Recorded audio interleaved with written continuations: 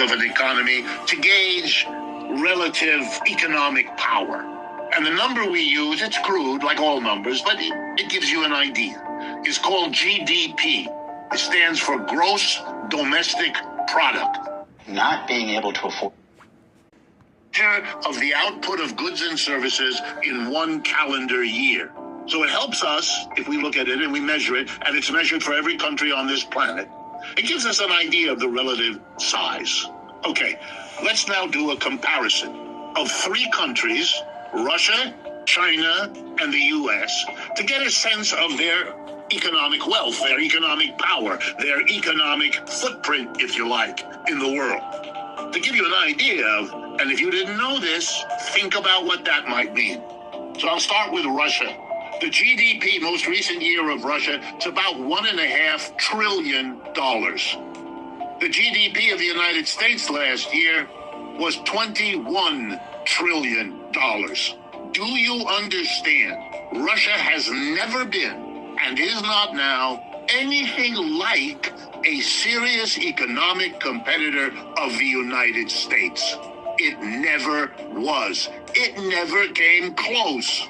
It may have had some nuclear weapons to worry about. It may have had political influence, but as an economic unit, only people systematically denied the simple statistic I just gave you could believe that. Russia has $1.5 trillion GDP. The United States alone, 21. You know who has a bigger economic footprint than Russia? Italy.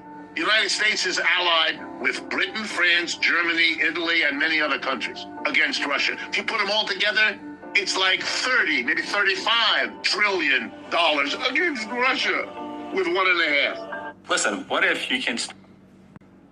Talking about a war, this is a war between David and Goliath, and you're not going to be happy that who is playing which role. Think about it.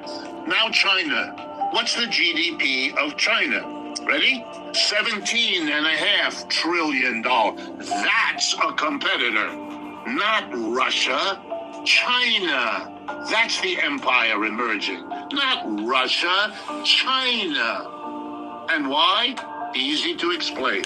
Over the last 25 or 30 years, annual growth of GDP, how fast is the economy growing? Here in the United States, 2%. Maybe slightly more, 2.3%, somewhere in there. Let's be generous, 2 to 3%. US, average annual growth. China, average annual growth, 6 to 9%. End of conversation. That's why China went from being one of